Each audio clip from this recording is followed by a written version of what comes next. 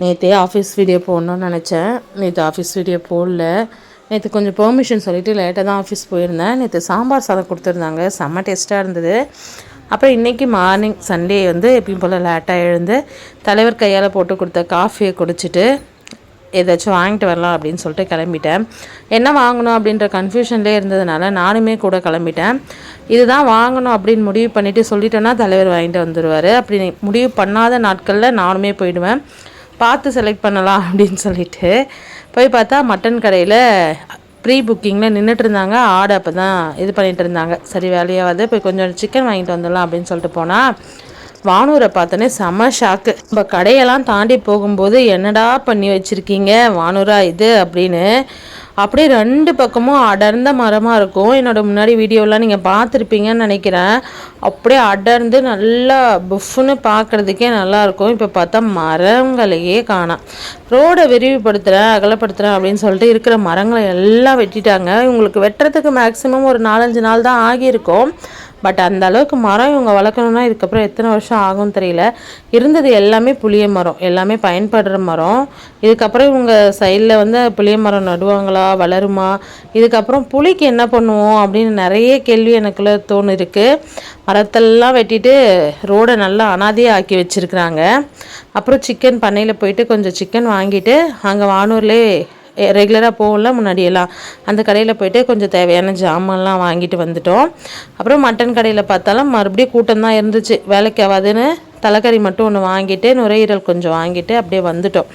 வரக்குள்ளேயே மணி 9:30 ஆகிடுச்சு. இதுக்கு போயிட்டு காலை டிஃபன் செய்ய முடியாது.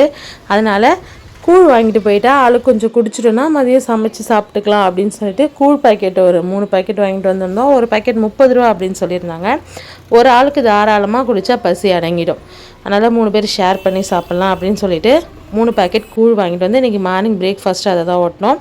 அப்புறம் கொஞ்சம் புதினா கொத்தமல்லி இந்த மாதிரி தேவையான பொருட்கள் எல்லாமே வாங்கிட்டு வந்துட்டு முதல் வேலையாக கூழை பிரித்து குடித்தாச்சு. வெள்ளரிக்காய் கொஞ்சம் இருந்தது, அதையுமே கட் பண்ணி உப்பு தூள் தூவி அதையுமே தொட்டுட்டாச்சு.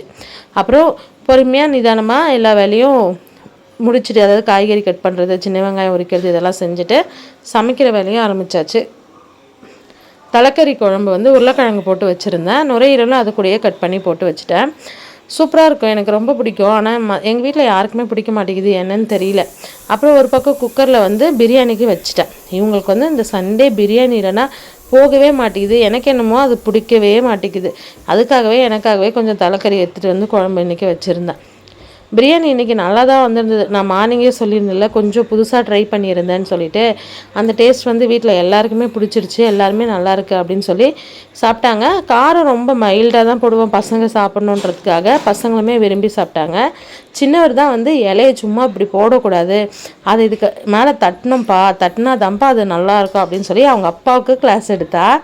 சுட சுட அந்த வாழை இலையில் சாப்பாடு போட்டு சாப்பிடும்போது அதோட டேஸ்ட்டே தனி தான். அப்புறம் சாப்பாடு போட்டு எல்லாருமே ஒட்டுக்காக உட்காந்து சூப்பராக சாப்பிட்டோம். எல்லாரோட ரியாக்ஷன்லையுமே தெரிஞ்சிருக்கும் பிரியாணி எப்படி இருக்குது அப்படின்னு சொல்லிட்டு. அப்புறம் ஈவினிங் போல் தலைவர் வந்து ஒரு உளுந்து வடை வாங்கிட்டு வந்து கொடுத்துருந்தாரு. கூட தேங்காய் சட்னி கொடுத்துருந்தாங்க. அப்புறம் பசங்க ரொம்ப நாளாக மாம்பழம் சாப்பிட்லான்னு கேட்டிருந்தாங்க, அதுவும் வாங்கிட்டு வந்திருந்தாரு. அப்புறம் குண்டுமல்லி வாங்கிட்டு வந்திருந்தாரு. மறுபடியும் ஈவினிங் ஒரு டீ போட்டு கொடுத்தாரு. டீ குடிச்சிட்டே பூவை கட்டி முடிச்சாச்சு.